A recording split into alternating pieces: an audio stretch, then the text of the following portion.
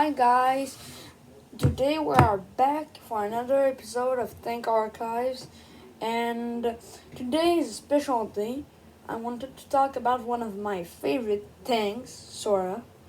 It's not really much a tank, but a little bit. So this gun, or this tank, whatever you want to call it, is a Gustav railway super gun. So for those who don't heard about it, it's a massive gun, 800 millimeters gun. So in 1930,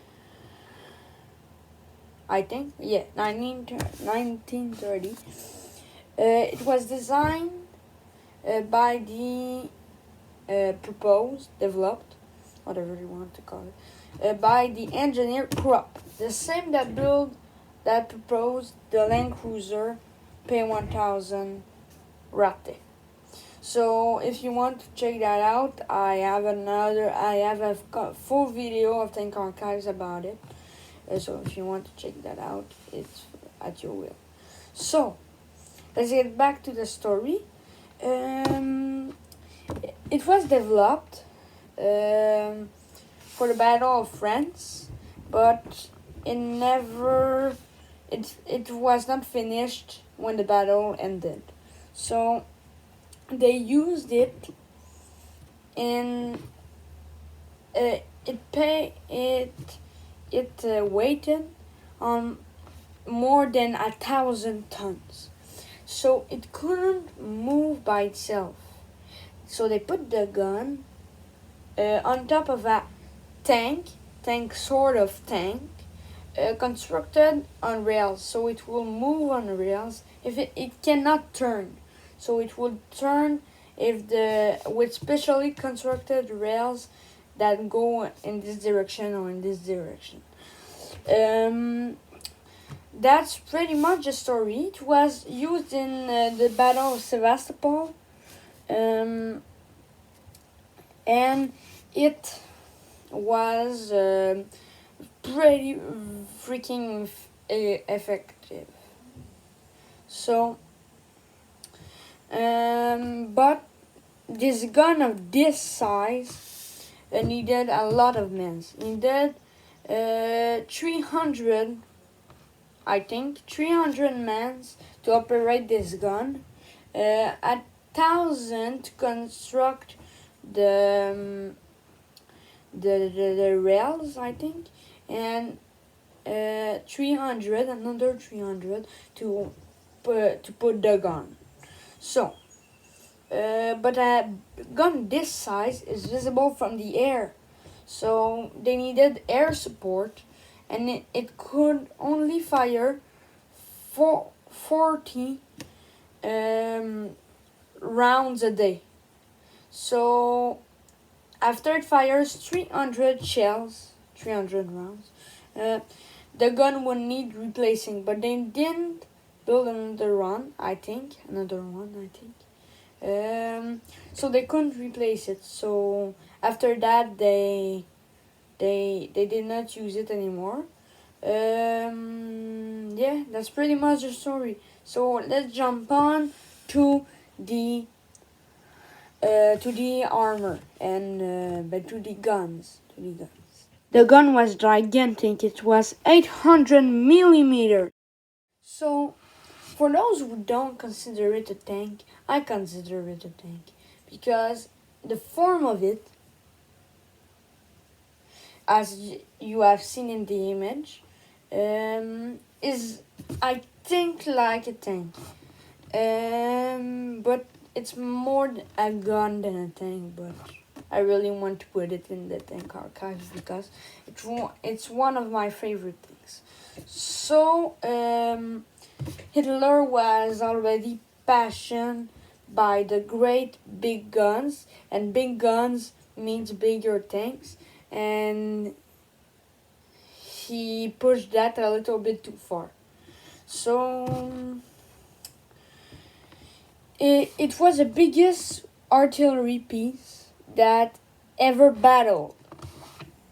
worked in battle.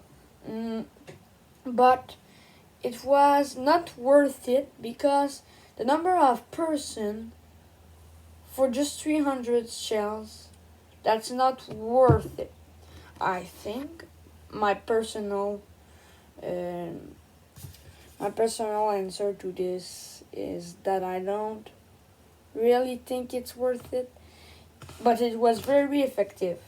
In 3 shots, it could take a whole army of men. So, but unlike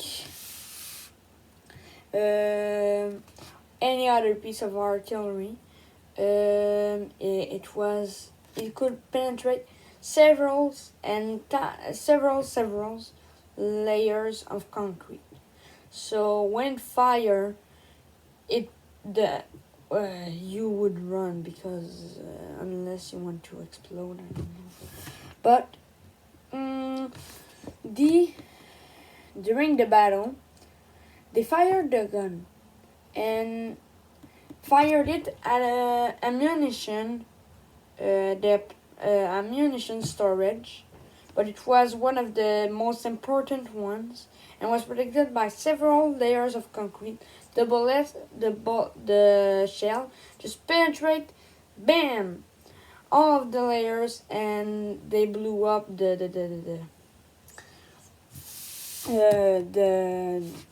ammunition storage. That's pretty much the story. But let's jump on to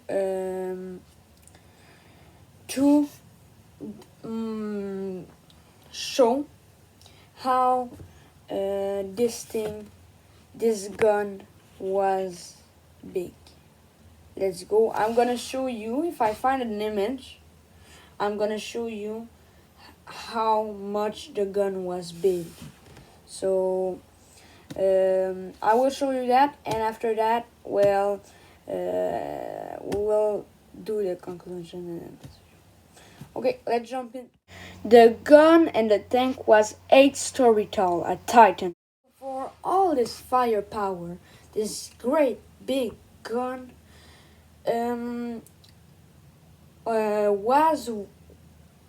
was really powerful, but it was not worth it for the amount of men that it takes for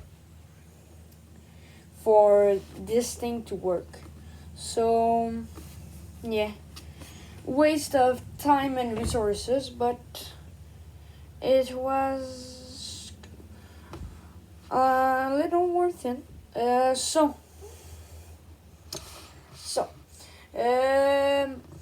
If you want to see others episode of Think Archives, I have a playlist on my channel or the other videos.